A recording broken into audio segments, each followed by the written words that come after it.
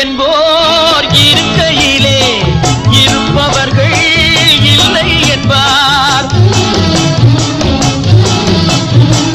இல்லை என்போர் இருக்கையிலே இருப்பவர்கள் இல்லை என்பார்.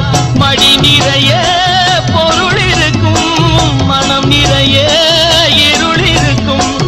எது வந்த போதும் பொதுவென்று வைத்து வாழ்கின்ற பேரை வாழ்கின்றோம்.